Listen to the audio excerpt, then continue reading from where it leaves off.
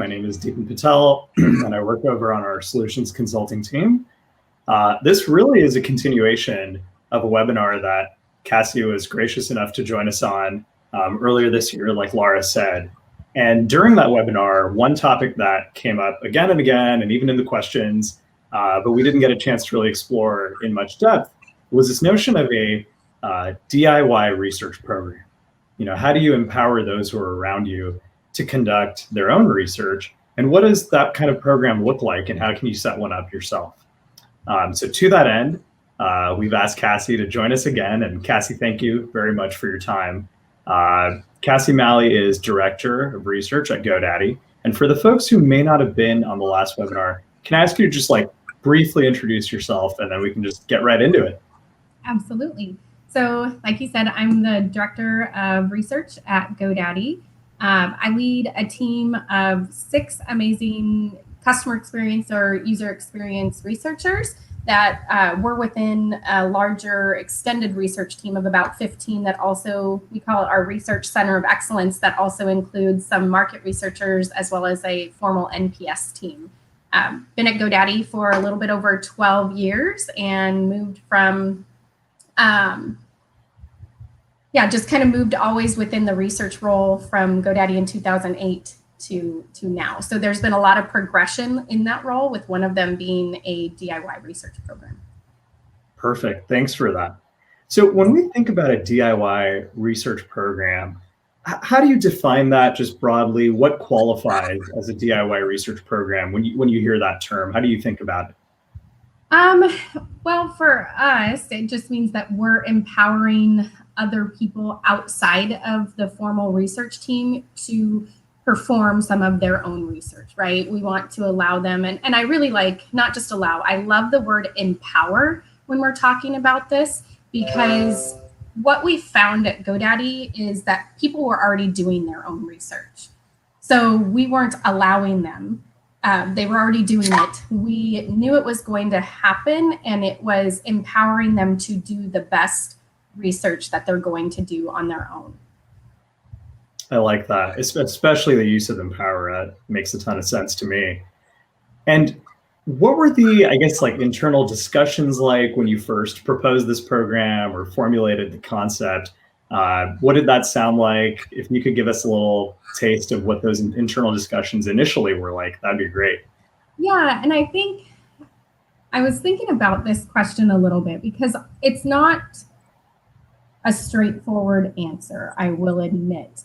When we proposed our DIY research program, and I'm going to say even our DIY research program itself was a progression. So we've been already using user testing for several years. And the way that user testing was set up at the time, which, I mean, even now you can have lots of collaborators. You can have a large team within user testing. So it is very supportive of a DIY model. And our company was already familiar with it, different types of team members, so product managers, UX designers, marketing managers, they were already familiar with the product and with kind of doing some of their own research. So that component was already there. We weren't approving, so I don't know how much everybody knows about user testing, but there is a review and approval flow within user testing that very much supports how we run our DIY program. At the time when this was all starting, that was actually not in there. So this DIY program has been an evolution. So, and I just say that to preface it and give a little bit of backstory of our company was already familiar with user testing and with the benefits of people doing some of their own research. Now let's reverse back to your original question. What was it like when we proposed this program? We did not propose a DIY research program in and of itself. It was actually part of a larger proposal that was happening at the time. So I mentioned I've been with GoDaddy since 2008. Back then, I was the only researcher, and I was research team of 1 with a UX team of less than 10. Okay, I don't know how many product managers and marketing managers there were back then, but let's fast forward to now. I had already kind of mentioned that we have an extended research team of about 15. That includes NPS, who aren't doing the formal research projects like what you would think, like my team and the market researchers. We have about, give or take, 100 UX designers or like broader UX team, and over 200 product managers and product marketing managers. So if you think of that ratio of research roles to some of the other roles that we tend to support as key stakeholders, there's no way we can do all of the research that GoDaddy wants and needs. And so at that time, we were actually proposing an allocated model where we would support some teams, key teams and key experiences at GoDaddy, and we would not support others. So sorry, XYZ team, you can't give us requests. We're not going to do them, not because you're not important, but because domains are a key product, a key flow, and we need to support domains to make sure that we're having more impact and that we're laddering up to some of the key business objectives this year. And we would evaluate those annually. So that was actually the proposal that was happening at the time. We were going for we need to have the most impact for our organization. And that actually means not supporting everyone, not spreading ourselves super thin and all over the place. That means we're going to focus and we're going to support these teams better, go deeper, and get more impact than spreading ourselves out. So what happened during that proposal was our senior level executive that we were talking to, which we talked to several, said, I get where you're going. I like it, agree with it, but I had specifically used the term not supported. So I was using supported, not supported. And she said, I don't like that. I don't like that. That's not acceptable. And I said, okay. And she goes, so you tell me how you're going to support these unsupported people, teams. And there came our DIY program, which, like I said, people were already familiar with user testing. So we rolled it into a more formal program. Here is how we will support the people that we're not actively doing research for. We will give them a DIY program. We will give them office hours to help them with it. We will give them a guidebook of how to do all of the things at GoDaddy. And so we came up with a formal DIY program. What are the tools, as well as how are the other ways that we're going to support team members that we're not doing research for. So long story, I guess that's what our proposal was. And it made it very easy for people to want and accept our DIY program because it was actually part of a larger proposal and move of the work and how we think about our work. Got it. Long story, but I'm glad you went into those details. That's super helpful since I know that there are a lot of folks who are wondering how to actually pull this off. I think you alluded to something which a lot of folks ask about and aren't necessarily clear about how to approach. This notion of what role leadership plays in developing this sort of program.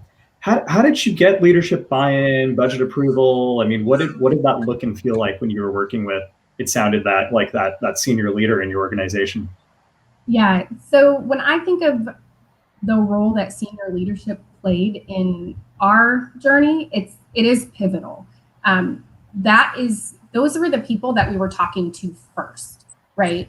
I wasn't going to go talk to the product managers. I wasn't going to go talk to the UX designers. I needed buy-in from the very top first. And so I started with my own senior leader, right? Who is my C-level executive. And the nice thing about GoDaddy is it is small enough still that I know my C-level executive. I can talk to my boss, talk to my VP and say, here's what we're doing.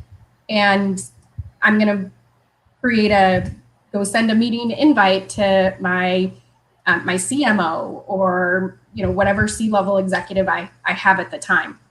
My CPO, I've reported up both to CPOs and CMOs.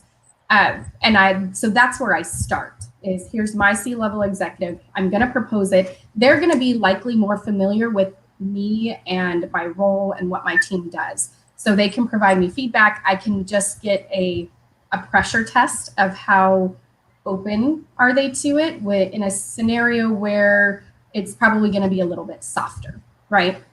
And that also gives me a review phase. After that, then I'm going to go touch all of the other C-level executives that are involved or whose teams are going to be involved in this decision. So I get their buy-in first. I tell them, what's my deployment plan? Is there a budget cost that I'm asking them to pay or spend? So, and this is another one where the budget cost for, let's say, user testing and usability hub. Those are our two main tools when you think about our DIY program. I actually did not have to roll that budget request into this overall proposal. We already had a plan that we could use at that time. It was a little bit later that we actually increased our usage of the tool and had to, I guess, obtain additional budget. So these are actually, once again, they're separate. It was more the plan and the support, and then how we were supporting the unsupported. But your leadership or your C-level leadership is pivotal. Start there, and then you kind of work it down. They'll also want to know, how are you have to have a very thoughtful, basically, communication plan. And that's another thing that your C-level or just your senior leadership that you're dealing with to get your proposal or your program out, they're going to want to know, how are you going to deploy? How are you talking to, okay, the product managers? Like, how are you do you need to have a meeting with everybody? Is it a webinar, or is it email communications? You really need to think through all of this and give people some time to respond to you. But there's a point at which, who is approving, who's providing feedback, and who are you just informing, right? And you need to decide all of those, and not just who would like to approve, it's who needs to approve. And like I said, I would start at the top and then work your way down. Got it. That's super helpful. So, you alluded to this too. So this program, I feel like it can take a lot of shapes or forms. How did you pick the tools that you were going to incorporate into your DIY program? And maybe give us a little sense of what role, even just at a high level, each tool plays. Yeah, that is a great question. For ours, I mentioned our two main tools for our DIY program are user testing and usability hub. There's a couple of reasons for that. One, we were already using them. Team members were already familiar with them. They have a team functionality, so it is actually easy to add new team members, give them a demo, show them how it works. Oh my goodness. Did I just lose you guys? I still have you. My computer just went black. Oh, I think it locked because I have not been moving. Got it. No worries. We still have you, and whenever you're back, we can continue. That was one of the scariest things. Okay. Wow, I was like, what just happened there? Yeah, no worries. Sorry, where was I? No, you're good. We were just talking about user testing and usability hub and the roles that each of those play. Right. So whenever you're ready. They each have a team functionality which supports how we are using a DIY program, right? We can go in, we can all be in a space together. It's easy for us to review what they're working on. And then user testing, like I mentioned, there's even an approval process. So I can go into our account and say, these people are reviewers, these people need approval. So that, and the reason we do that is, one thing that we want to maintain as much as possible is a high level of quality. We are empowering people to do their own research, and we want to make sure that it is as unbiased as possible, as high quality as possible. And so just being able to have some quick eyes on the work that they're doing to then approve, it makes us feel better, more comfortable. It also becomes a learning opportunity. And so we can see the progression even of our DIY team members as they're kind of going through these reviews, how much better their activities get, and they need less and less review and oversight from us. So those are two things, right? We were already familiar. They have a team functionality. There's a review functionality that is built into it. The nice thing of those two tools is what we use them for. They could be used for similar things, but there's certain scenarios that each tool is better for, right? So usability hub, we say, hey, if you really need a larger sample size, let's go there. It's 25 or more. User testing, we really urge people, this is 5 people, it's qualitative. Yes, you can do some of this other stuff, but that's what we want you to use this for. Do you need more flexibility in what you're testing? Is it just a quick design test? Okay, go to usability hub. So we kind of have some key rules of thumb of when to use each tool. But even for people who are not researchers, that can still be confusing, or they could be indecisive or really not know. So I'm not sure if I mentioned this, we do have DIY office hours. So every day of the week, there is a researcher that is sitting on a Zoom call that is just there to answer questions. During that time, people go to say, like, I've got this user testing, can you please review? They could say, I'm thinking of some research. Can you help me understand where I should be doing this? Is this the correct methodology? I have a script, would you look at it? So it's really anything that you want to ask a researcher, or if you just want a sounding board, you can go there and talk to one of the researchers, get your questions answered, get your apparatus reviewed, whatever you need. And that is super helpful because then they don't have to have all the answers. They don't necessarily have to know what exactly qualifies for user testing, or sometimes they say, I think I could do this in either. Which one would you recommend? And we could tell them which one, or maybe it's a two-pronged, like, hey, do this in user testing when you need to get a little bit deeper, get your 2 or 3 concepts, and then go to Usability Hub. So we can really help them along their own personal kind of DIY research journey. That makes a ton of sense. And I imagine the office hours are a nice part of the overall support wrapper that's built around the program itself. When I think about your specific case where you talked about the notion of some familiarity with the tools that were already in the shop, so to speak, was there any initial training to get people that are not on your team up to speed on whether it's how to use these different tools, or also even just research best practices? Yeah, that is a great question. Like I said, we already had a lot of familiarity. So when we rolled out the program, we didn't have to have formal training. I think if it was a brand new program, yes, we definitely would. And that could take many different forms. We didn't. What we did do instead when we were rolling this program out is we did create an online learning course about research at GoDaddy. So I partnered with we have a learning team that puts out lots of online courses. So I actually put together some PowerPoints about, if you're thinking about research, how do you plan it, right? How do you think about objectives, like all of those initial things. And then once you've kind of thought about all of your objectives, then what do you do?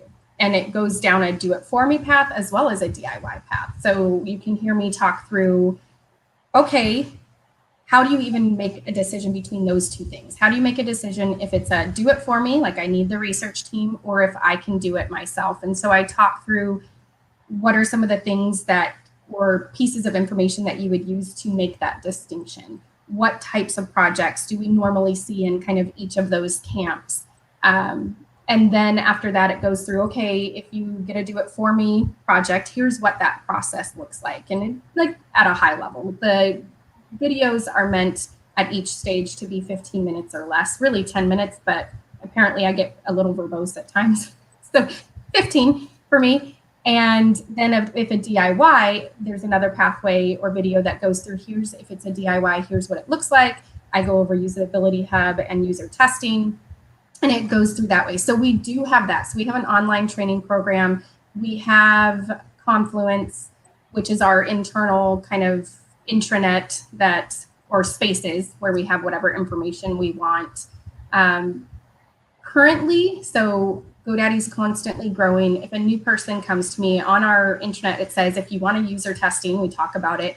And it says to either reach out to me or my team. So if it's a brand new person, I always ask, are you familiar with user testing? Because what we found is even if they're new to GoDaddy, they've a lot of times had exposure to user testing at another company. So we just want to know, do you know what you're doing or not? If they say no, say, okay, if you can get in, here's some things to help you get started. If you want a quick demo, let me know. And then we also tell them they can invite anybody from their team. So we'll kind of give them a quick demo. What we'll also find is if people do have questions, they'll come to that DIY office hour and we'll just give them a 10, 15 minute quick live demo of user testing and get them moving. The additional thing, because what we've noticed and something that we're planning this year is even if user testing, you've been using it, refreshers are still great. and we like refreshers as well. So we were actually planning to do lunch and learns, where we had a 3-part lunch and learn that was a lot of like what I did even in those quicker videos, setting up and preparing your study. One that was put coding or programming your study into user testing, and then third lunch and learn was going to be analysis and report out of your study from user testing. So we were going to do lunch and learns for everybody, just to say, hey guys, come spend some time, eat your lunch. Let's just give you a quick refresher.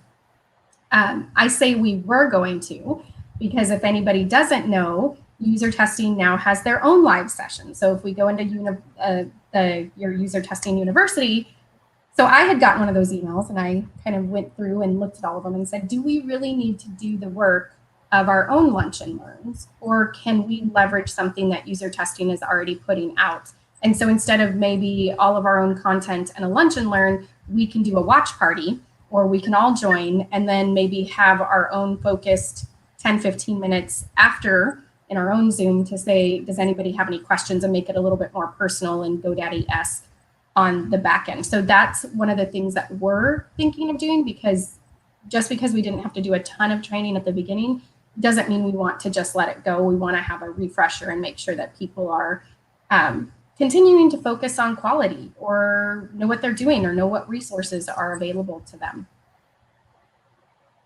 Excellent. Yeah, no, that makes a ton of sense. On that topic of resources and time, how do you determine which projects to take on in a do-it-for-me fashion, DIFM, I love that, or DIY, where you actually support somebody or empower them to actually run it themselves? How do you think about that distinction?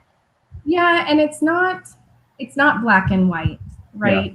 Yeah. It's not like we say all usability testing is DIY, because that also doesn't work. A majority of DIY testing could be usability testing. But if you're getting large end-to-end usability testing, if it's a brand new product that hasn't had a researcher on it and it's the first time it's deploying live, that would probably qualify for a researcher. If you're doing a large benchmark for a product, which is really kind of a different type of usability testing, same thing, that probably would go to a researcher. But more of like the day-to-day design questions or usability testing, that can be DIY.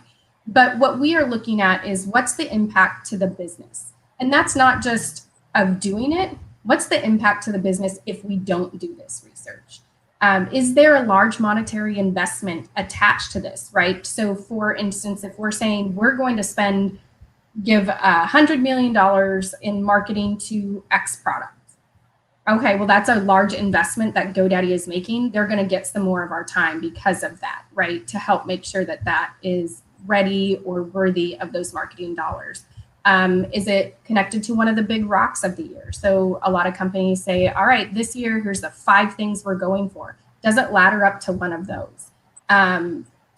We think about what is the decision being made, right? So when is the decision being made, and what is the decision being made? And the answers to all of those questions will help us understand, is this something that is a do-it-for-me or a DIY? We also look at what's the complexity of the research that they're being asked to do, right?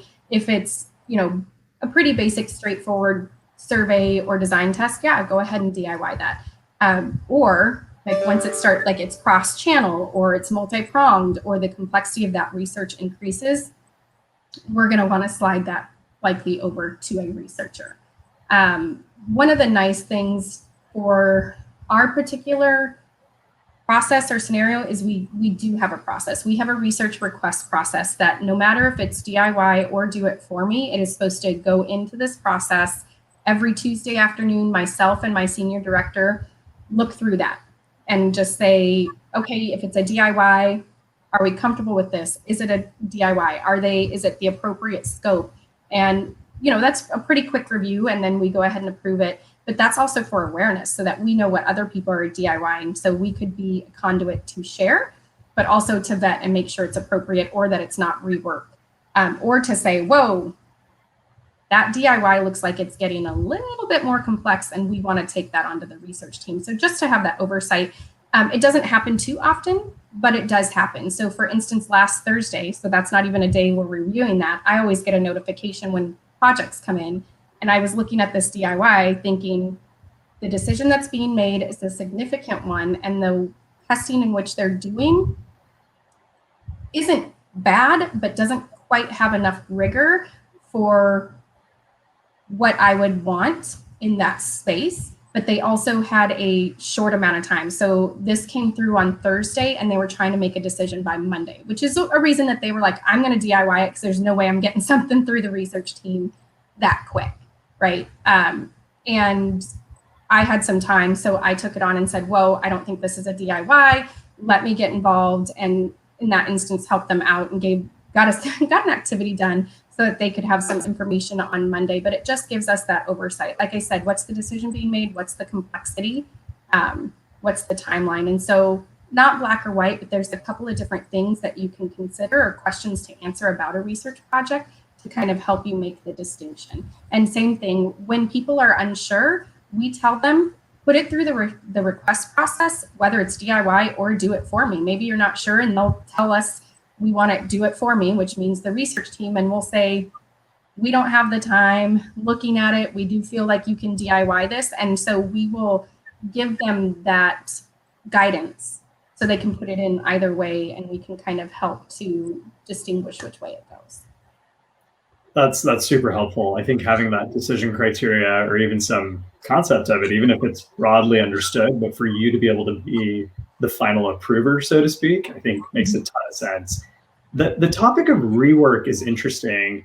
And I think last time we spoke a little bit about the notion of like a repository or just being able to track insights and findings and research efforts.